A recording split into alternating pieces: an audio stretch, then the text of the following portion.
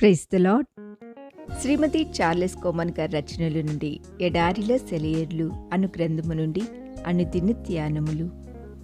అబ్రహాము దేవుని మహిమపరిచి ఆయన వాగ్దానం చేసిన దానిని నెరవేర్చుటకు సమర్థుడని రూఢిగా విశ్వసించి విశ్వాసం వలన బలము నొందెను.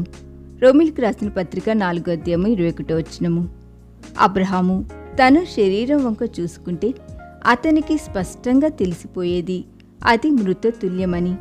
అయినా అతడు నిరుత్సాహపడలేదు, ఎందుకంటే అతడు తన వంక చూసుకోవడం లేదు, సర్వశక్తుడైన దేవుని వైపు చూస్తున్నాడు. వాగ్దానాన్ని పట్టుకొని తొట్టుపడలేదు.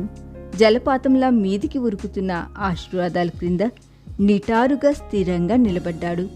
నీరసమైపోలేదు, కానీ ఉన్న కొద్దీ విశ్వాసంలో బలం పొందాడు, ఉన్న కొద్దీ దృఢకాయుడైనాడు. ఇబ్బందులు స్పష్టంగా తెలిసిపోతూ ఉన్నాయి. ఆయన సర్వ సామర్థ్యాన్ని బట్టి దేవుని మహిమపరిచాడు. వాగ్దానం చేసినవాడు నెరవేర్చడానికి మామూలు సమర్థుడు కాదు, అత్యంత సమర్థుడు, సంపూర్ణ సమర్థుడు.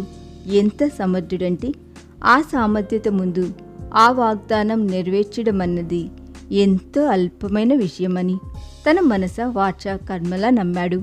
దేవుని శక్తి సామర్థ్యాలు అపారం. లోటు అంతా మనలోనే ఉంది. మన వేడుకోళ్ళు, మన ఆలోచనలు, ప్రార్థనలు చాలా తక్కువ స్థాయిలో ఉంటాయి. మనం ఆశించేది చాలా అల్పమైన వాటిని. ఆయన మనలను శ్రేష్టమైన సంగతులను గురించి ఆలోచించమని అంటున్నాడు. మనల్ని గొప్ప గొప్ప విషయాలు అందుకోవడానికి అర్హులంగా చేయాలని చూస్తున్నాడు. ఆయన అపహాసం పాలు చేయవచ్చా? ఆయన పరమదాత అయిన దేవుని దగ్గర మనం ఇంతవరకు అడగాలని కానీ, ఇంతవరకే దొరుకుతుందని కానీ హద్దులంటూ లేవు.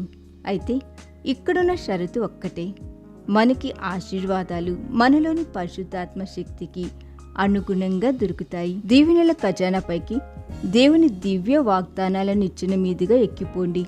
తాళం చెవిని ఉపయోగించినట్టుగా వాగ్దానాన్ని ఉపయోగించి దేవుని కృప, అభిమానం అనే సంపదల్ని చేజిక్కించుకోండి. ఈ దిన ధ్యానము మనందరి ఆత్మీయ జీవితమునకు ఆశీర్వాదకరముగా ఉండునుగాక. ఆమేన్.